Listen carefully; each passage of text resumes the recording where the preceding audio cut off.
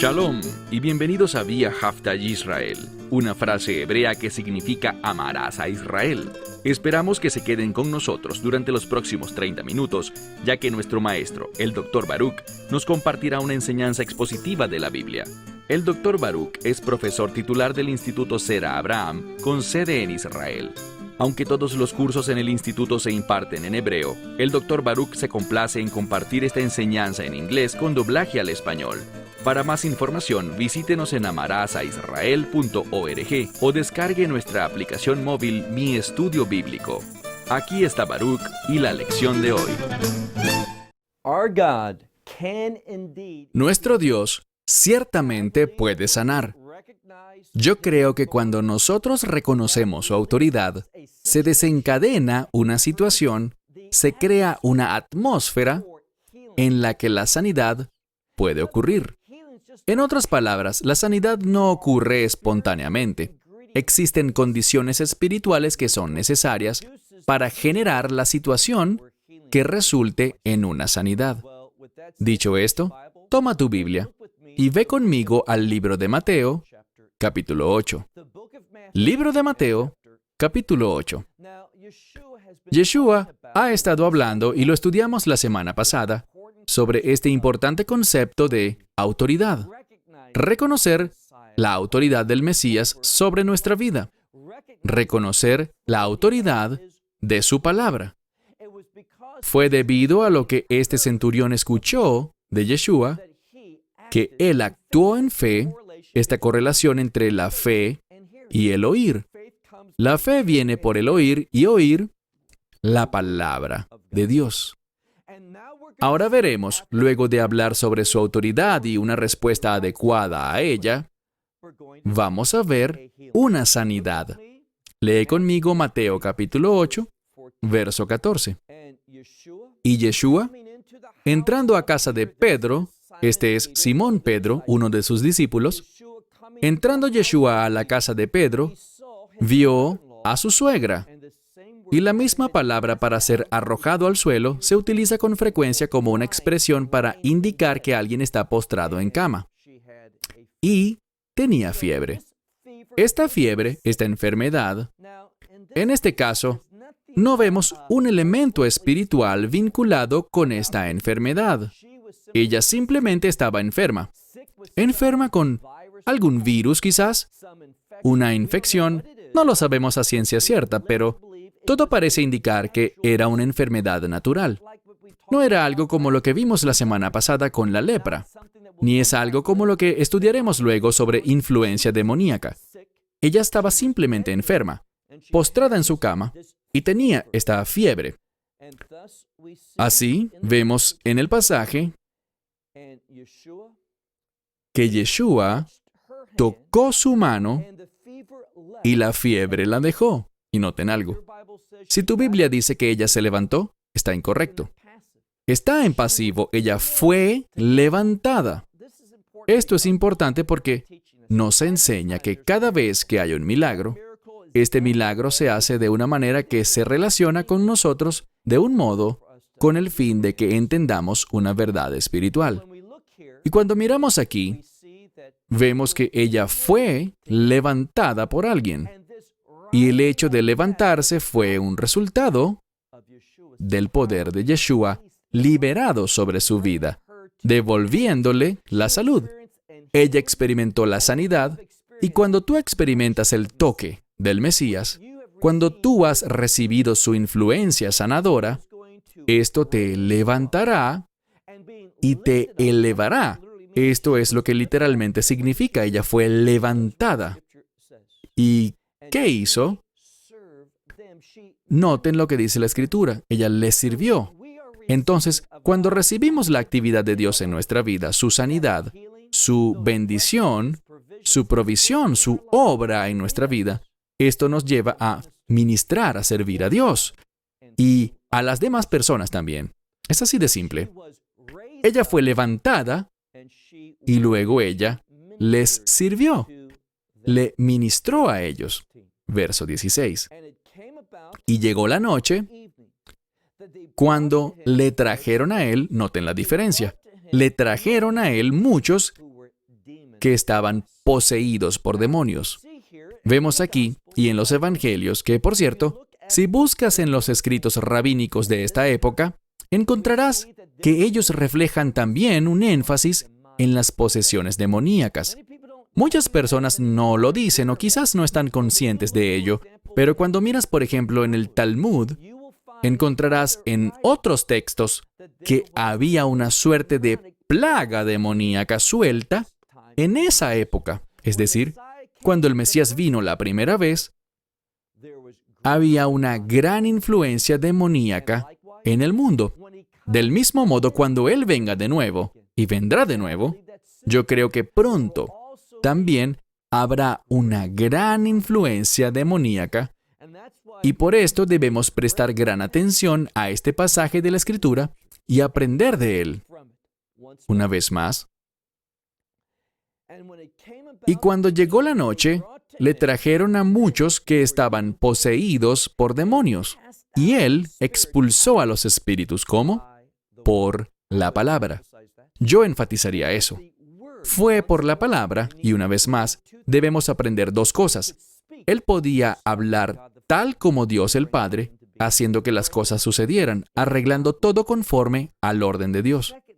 Segundo, hay poder en la palabra. Es por la palabra que la influencia demoníaca, los demonios en sí, son derrotados, son expulsados. Entonces, Él expulsó a los demonios por la palabra. Y todo aquel que tenía, y tu Biblia quizás diga enfermedad, pero es la palabra kakos. ¿Por qué es importante? Kakos no se traduce como enfermedad, sino que es una palabra que significa aquello que es maligno. Y esto es lo que está haciendo la Escritura. Hay una relación directa entre los demonios y aquello que es maligno. Cuando realizamos acciones malas, acciones que violan la verdad de Dios, esto traerá actividad demoníaca a nuestras vidas. Quizás no la reconozcamos, quizás no veamos a los demonios, pero ellos estarán activos, se estarán moviendo. Muy importante que veamos esto. Hablaremos más adelante, por ejemplo, estamos en el capítulo 8, pero al entrar al capítulo 13 de Mateo, hablaremos más sobre la posesión demoníaca. ¿Cómo operan los espíritus malignos? Aprenderemos estos principios, pero ahora nos quedaremos con lo que nos está diciendo aquí la Escritura. Por la palabra, dice, expulsó estos espíritus demoníacos y a todo el que tuviera el mal fue sanado. Insisto, ellos no se sanaron a sí mismos, esto no fue por la acción del tiempo, Yeshua fue quien lo provocó. Verso 17. Esta es una escritura importante. En ocasiones todos necesitamos confesarnos. Dios odia el orgullo. Él ama a las personas que se humillan a sí mismas. Y en Isaías 53, yo siempre fui alguien que opinaba que Isaías 53 con frecuencia era mal interpretado. Porque la gente dice, ¿sabes? Por lo que hizo el Mesías, por sus heridas, por lo que sufrió por el pecado, por todo eso, somos sanos. Yo siempre les decía, somos sanos de una influencia pecaminosa. No saques eso de contexto. Y claramente el contexto allí es ser sanos del pecado. Y siempre les decía, no apliquen esto a las enfermedades físicas y a las dolencias. Pero estaba equivocado. Porque cuando vemos esta escritura, eso queda claro. Mira el versículo 17. Opos, esto significa con el fin de que la palabra dicha por el profeta Isaías se cumpliera, el Nuevo Testamento, que es un comentario con autoridad, es escritura, es palabra de Dios, pero también es un comentario con autoridad para el Antiguo Testamento. Vemos una interpretación correcta, o un comentario adicional en este caso, donde dice, para que se cumpliese lo dicho por el profeta Isaías cuando dijo que Él tomó nuestras enfermedades y dolencias, Él cargó. Entonces, parte del sufrimiento del Mesías fue para producir no solo el perdón de los pecados y para acabar, detener la influencia pecaminosa en nuestra vida y el castigo del pecado, sino también Él sufrió por nuestras enfermedades y dolencias. Verso 18. Y Yeshua, viendo las muchas multitudes a su alrededor, leemos que Él ordenó que se fueran al otro lado. Y vino a Él, es decir, mientras hacía esto, vino a Él uno de los escribas y le dijo, Maestro, Él está teniendo, gracias a estos milagros, Él está creando un gran impacto dentro de la comunidad religiosa. Noten lo que dice la Escritura. Uno de los escribas, y no te equivoques con esto, cuando se dirigía hacia el otro lado, uno de los escribas vino a Él y le dijo, Maestro, te seguiré a donde quiera que vayas. Es decir, a donde quiera que vayas, iré contigo. No me importa dónde, yo estaré allí. Pero noten lo que el Mesías le responde. Verso 20. Y Yeshua le contestó, las zorras tienen sus guaridas, sus agujeros, y las aves del cielo tienen sus nidos. Pero, en contraste con esto, algo diferente. El Hijo del Hombre no tiene dónde recostar su cabeza. Es decir, Él no tiene ninguna seguridad terrenal. En otras palabras, Él no tiene un lugar propio, un hogar, una residencia en este mundo. ¿Por qué? Porque Él pertenece al reino de Dios. Y lo que les está enseñando a sus discípulos es lo mismo. Nosotros no hallamos seguridad, no pertenecemos a este mundo. Como otros autores del Nuevo Testamento dicen, somos peregrinos, somos extranjeros, somos forasteros en este mundo, porque pertenecemos al reino de los cielos. Allí es donde está nuestra ciudadanía. No creas que la fe nos va a dar seguridad física en este mundo. Más bien, todo lo contrario. Él no tenía un lugar donde recostar su cabeza. Avanzando, leemos. Verso 21. Pero otro, es decir, otro de sus discípulos, no es parte de los 12, sino que él tenía otros discípulos más, le dijo, Señor, permíteme, quiero seguirte, yo creo en ti, pero dice, permíteme primero ir y enterrar a mi padre. Esto es visto en el judaísmo como una responsabilidad, una obligación. Y de nuevo, no se trata de alguien que despreciamos y que no nos cae bien, no. Queremos honrar a nuestros padres. Y le dijo, yo estoy comprometido contigo, yo te seguiré donde quiera que vayas. Yo entiendo lo que dices, no tenemos seguridad terrenal, pero primero, permíteme cumplir con esta obligación, déjame enterrar a mi padre primero. Versículo 22. Noten su respuesta. Y Yeshua le dijo, sígueme y deja que los muertos entierren a sus muertos. Lo que le está diciendo es esto, no estén tan preocupados por la ceremonia, por toda la importancia que el mundo le pone a las ceremonias fúnebres.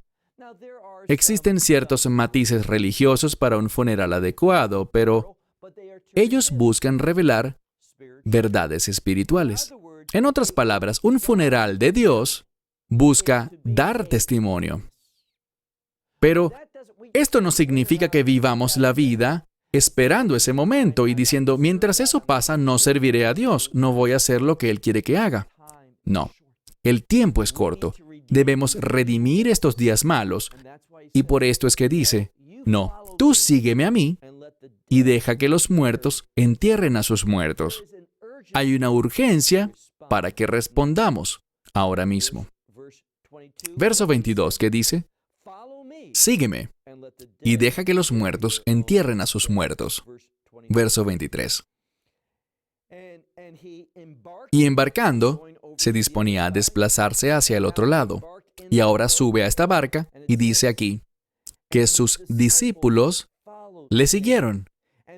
Y he aquí, miren ahora en el verso 24 un texto muy importante. Mateo 8:24. Él se está trasladando hacia el otro lado, y este término, Sad Ajer, en hebreo, Sidra Ajra, en arameo, es comentado por los sabios del judaísmo. Y usualmente, este otro lado implica un mundo demoníaco, entrar a la dimensión de las tinieblas. Y noten lo que ocurrirá. Cuando hacemos eso, al enemigo no le gusta cuando entramos allí con el propósito de ministrar. Esto es una guerra espiritual y al enemigo no le agrada. Y leemos que se sube a la barca y avanza. Verso 24. He aquí, sismos. Bien, todos sabemos lo que es un sismógrafo. Es el instrumento que mide la intensidad de un terremoto. Algunas Biblias dirán una tempestad, un gran viento, pero no es lo que dice. Lo que ocurre es un terremoto, es lo que revela la Escritura. Un gran terremoto se produjo en el mar, es decir, debajo del mar. De manera que la barca fue cubierta por las olas. Y cuando esto ocurrió, este terremoto ocurrió, de repente, mientras se dirigían al otro lado, las olas causaron una especie de tsunami en el mar de Galilea. Y estas olas estaban golpeando y sacudiendo al barco, entrando dentro del barco. ¿Pero qué hacía Jesús? Él estaba durmiendo. Verso 25. Y sus discípulos, noten esto. Vamos a ver a lo largo del pasaje que los discípulos se acercan a él. Vimos ya al primero que le dijo, te seguiré donde quiera que vayas. Luego otro le dijo, te seguiré, pero déjame enterrar primero a mi padre. Y ahora sus discípulos, me refiero a los 12 discípulos se acercaron a él diciéndole, Señor, sálvanos, porque perecemos. Entiendan que ellos están en una posición segura. ¿Por qué? Están con el Mesías. Están siguiéndole en su voluntad. No hay un lugar más seguro que ese. Pero entendamos que enfrentaremos los ataques del enemigo. Y eso es visto en este mundo natural a través de un terremoto. El mundo no quiere el ministerio del Mesías. El mundo no quiere los cambios que Él producirá. En esta porción de la Escritura, vemos que ellos dijeron, Señor, sálvanos, porque perecemos. Y Él les dijo, verso 26, ¿a qué le tienen miedo? Literalmente dice, ¿por qué están tan atemorizados? Eso no es lo correcto. No debemos tenerle miedo a las cosas de este mundo. Debemos tener todo temor y respeto por Dios, y no a lo que hace el enemigo. Él dice, miren ahora, Él dice, pequeños en la fe. Noten la correlación entre estas cosas. Él los llama temerosos y luego les dice, ustedes que son pequeños en la fe. Cuando somos pequeños en la fe, vamos a temer las cosas de este mundo y temer la actividad del enemigo. No deberíamos. Cuando somos valientes y fuertes en la fe, recuerden lo que hablábamos la semana pasada. Vamos a conocer la autoridad de Dios y esa autoridad, esa unción, estará sobre nosotros. Y con ese poder, que no es nuestro, sino es su poder, es del Espíritu Santo, podemos derrotar al enemigo. No le tememos, sino que lo vencemos. Pero en esta situación, sus discípulos no están caminando, no están entendiendo su autoridad. Por esto les dice, ustedes temerosos hombres de poca fe. Y entonces se levantó y dice que reprendió al viento y al mar. Y he aquí aconteció que una gran, fíjense, esta palabra mega se usó antes para referirse al terremoto que había ocurrido. Y todas las otras cosas que estaban ocurriendo Hubo muchas fuentes que el enemigo utilizó para intentar derrotar a Yeshua. Pero él, en un instante, ¿por qué? Debido a su autoridad, habló y de inmediato, leemos en la Escritura, que aconteció una gran calma o una gran quietud. Y luego, leamos ahora el verso 27. Hay un cambio en la terminología. Y siempre que veas un cambio en la terminología, debes entender que eso revela información significativa. Hasta ahora hemos visto que una y otra vez se emplea el término discípulo, discípulo. Luego cambia a sus discípulos, y entonces los llama miedosos y de poca fe. Para luego, vemos en el versículo 27 un cambio. Aquí no los llama a sus discípulos. ¿Cómo los llama? Los llama hombres. Hombres quiere decir simplemente individuos comunes. Tenemos que hacernos una pregunta importante. ¿Qué clase de comportamiento estamos manifestando? ¿El de un individuo común, una persona promedio? ¿O vivimos reconociendo que en el Mesías somos nuevas criaturas? Nuevas en Él. No debemos sentir temor ante las cosas de este mundo o ante las cosas del otro lado, del enemigo, de ese enemigo espiritual maligno y satánico, de sus influencias demoníacas. No debemos tener miedo a nada de eso porque por medio de gran fe tenemos gran autoridad. ¿Qué quiero decir? Por medio de la fe tenemos poder. Y aquel que está en nosotros, el Espíritu Santo, Él es mayor que el que está en el mundo. Entonces, con esta autoridad que hizo Él, el Mesías es el ejemplo. Por eso con tanta frecuencia lo llaman el Hijo del Hombre. Él es el ejemplo. Él reprendió. Reprendió al viento y al mar, y en un instante hubo una gran quietud. Piensa en ello. Si esta palabra que yo les mencioné, sismos, habla no solo de una tormenta que viene, sino también de un terremoto, vemos que deberían haber resultados continuos. Cuando hay un terremoto, esa fuerza produce olas que durarán por un periodo de tiempo. Pero en este caso no fue así. Yeshua habló y de inmediato hubo una gran calma y una gran quietud. Es lo que la palabra nos revela. Y noten lo que dice. Y los hombres, no dice discípulos, sino los hombres, hablando de los discípulos, se maravillaron. Y noten lo siguiente. Ellos dijeron, ¿qué es este hombre? Bien, no dice quién, sino la palabra que aparece aquí, potapos, indica qué tipo, qué clase. Y eso nos demuestra que ellos realmente no entendían quién era el rabí. No solo que él era el Mesías, sino quién es el Mesías, el Hijo de Dios, quien tiene autoridad absoluta. Ellos lo veían como un líder espiritual, como su maestro. Lo veían como un hacedor de milagros, pero también habían otros haciendo milagros.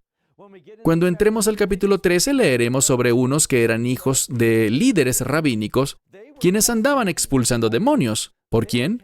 Ellos expulsaban demonios, pero aquí tenemos a Dios entre nosotros.